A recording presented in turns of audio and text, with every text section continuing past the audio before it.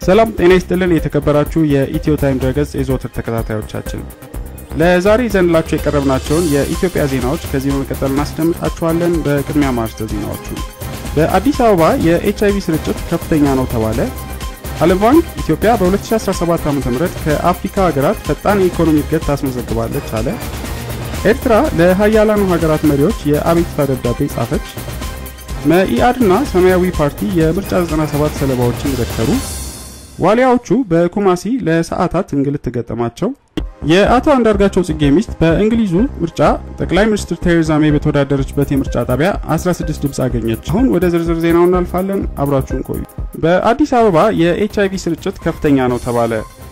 በመንግስት በኩል ያለው አመራር መቀዛቀዝ፣ በኤችአይቪ ቫይረስ የሚሞቱ ሰዎች ቁጥር መቀነስ፣ የግንዛቤ ማስጨበጫ ስራዎች መቆራረጥ፣ የመገናኛ ብዙሃን እምብዛም የተጠናከረ ስራ ለመስራታቸው በኤችአይቪ ቫይረስ የሚያዙ አዳዲስ ሰዎች ቁጥር እንዲጨምር አድርጎታል መባሉን ኢቢሲ ዘግቧል። ከአዲስ አበባ በተጨማሪ ጋምቤላና ሶማሌ ክልል የቫይረሱ ስርጭት በከፍተኛ ደረጃ የታየባቸው ክልሎች ናቸው የተባለ ሲሆን በመዲናችን አዲስ አበባ ስርጭቱ እንዲስፋፋ እንደ ምክንያት ከተዘረዘሩት ጉዳዮች መካከል በከተማዋ በተለይም ከቅርብ ጊዜ ወዲህ በርካታ መዝናኛ ስፍራዎችና ወጣቶች ስለሚገኙ ጥንቃቄ የጎደለው ግብረ ስጋ ግንኙነት በስፋት ስለሚፈጸም ነው ተብሏል። በሌላ በኩል በጋምቤላ ክልል ለተፈጠረው የስርጭቱ መጨመር ደግሞ እንደ ምክንያት የተጠቀሰው የግንዛቤ እጥረት በህብረተሰቡ ዘንድ መኖሩ እንደሆነ ተገልጿል። በተቃራኒው ደግሞ የትግራይና አማራ ክልሎች የቫይረሱን ስርጭት በመከላከልና መቆጣጠር ረገድ ጥሩ ተሞክሮ የታየባቸው ክልሎች መሆናቸውም ተዘግቧል።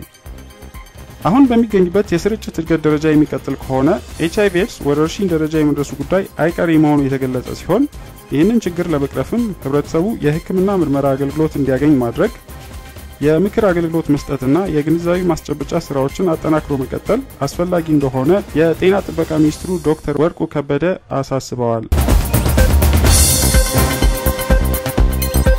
ዓለም ባንክ ኢትዮጵያ በ2017 ከአፍሪካ ሀገራት ፈጣን የኢኮኖሚ እድገት ታስመዘግባለች አለ።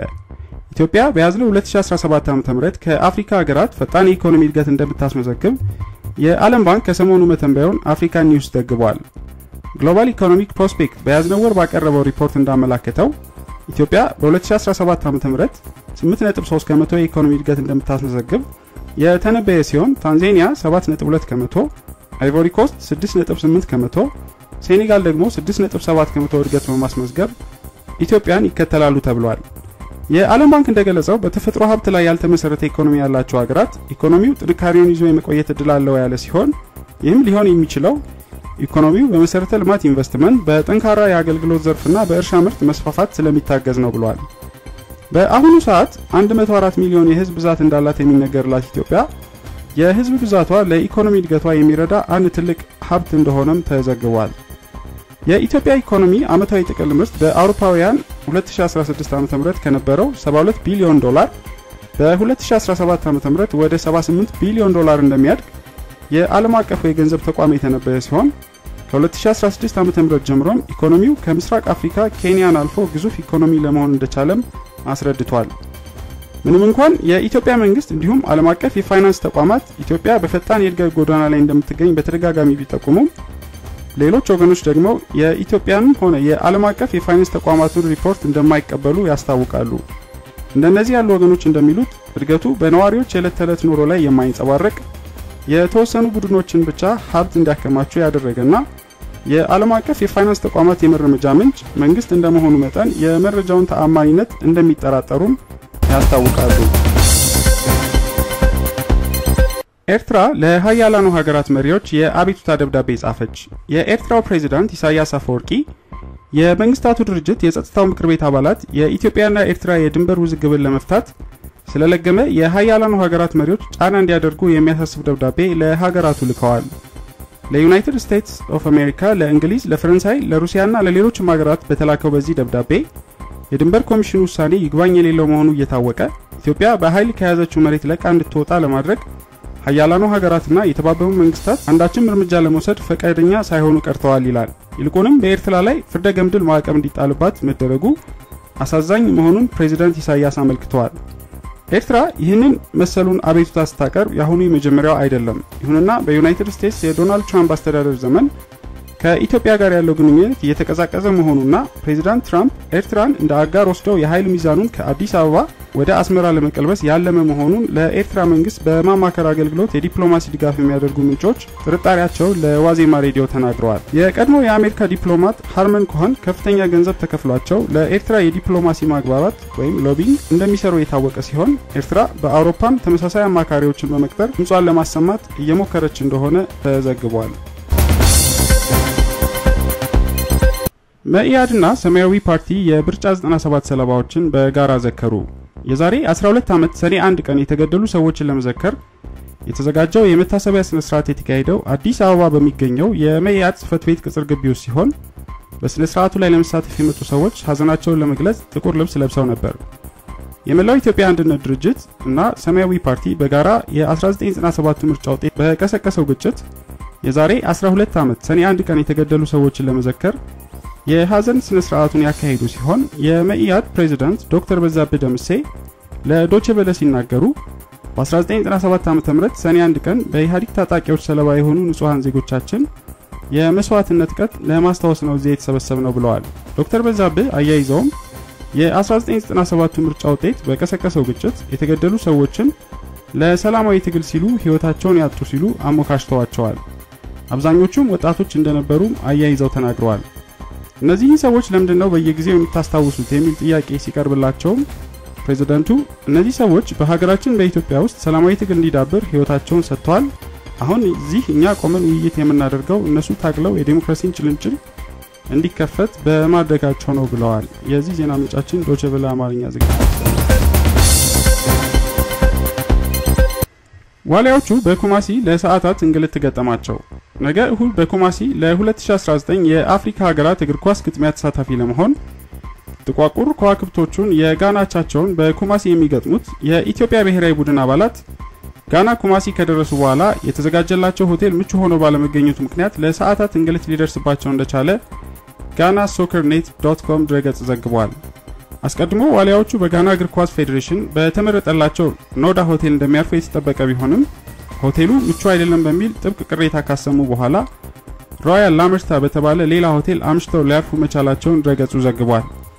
የኢትዮጵያ ብሔራዊ ቡድን አባላት ምቹ እንዳልሆነ ተከራክረው እንዲቀየር ያደረጉት ሆቴል ቀደም ሲል ለግብጽ ብሔራዊ ቡድን ግልጋሎት የሰጠ መሆኑን ድረገጹ ያስታወሰ ሲሆን ከቡድን መሪው ጋር በአደረገው ቃለ ምልልስም ሆቴል ለመቀየር አስፈላጊ የሆነበት ምክንያት ሆቴሉ በቂ የአየር ሙቀት መጠን መቆጣጠሪያና ማስተካከያ ወይም ኤር ኮንዲሽነር የሌለው ስለሆነና ከመጫወቻ ሜዳው ያለው ርቀትም ረጅም በመሆኑ ምቾት እንዳልተሰማቸው የቡድን መሪው መጥቀሳቸውን ድረገጹ አስታውቋል።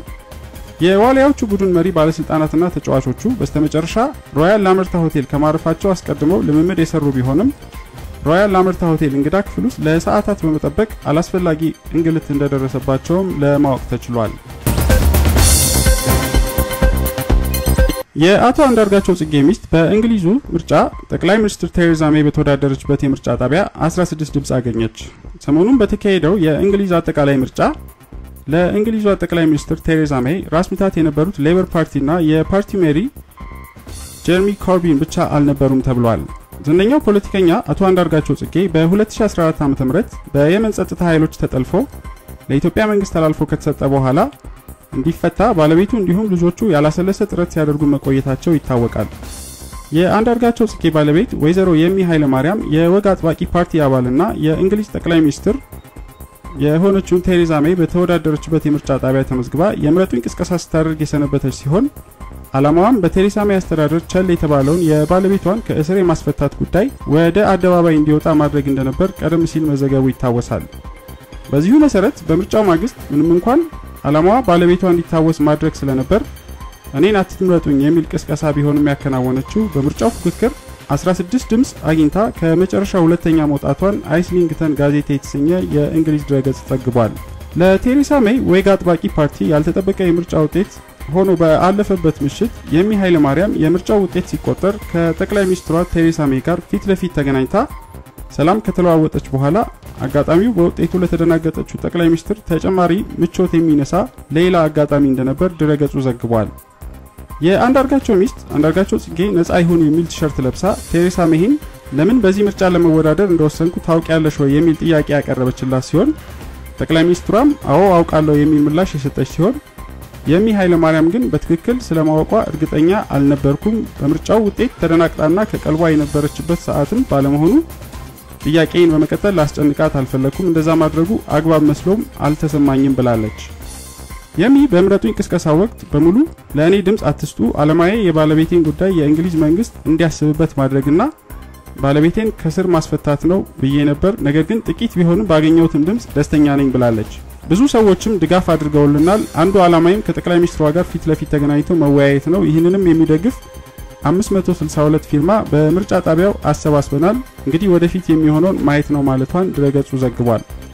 አቶ አንዳርጋቸው ጽጌ የሰብአዊ መብት ተሟጋችና ፖለቲከኛ ሲሆን ነዋሪነቱን በእንግሊዝ ካደረገ በኋላ በ2009 ዓ.ም በሌለበት በኢትዮጵያ ከፍተኛ ፍርድ ቤት የሞት ፍርድ እንደተፈረደበት ይታወሳል። ክቡራንና ክቡራት የኢትዮ ታይም ድረገጽ ተከታታዮቻችን ለዛሬ ያሰናዳንላችሁ የኢትዮጵያ ዜናዎች የተከታተላችኋቸውን ይመስሉ ነበር። በቀጣይ መሰናዷችን እስከምንገናኝ ቸር ሰንብቱ።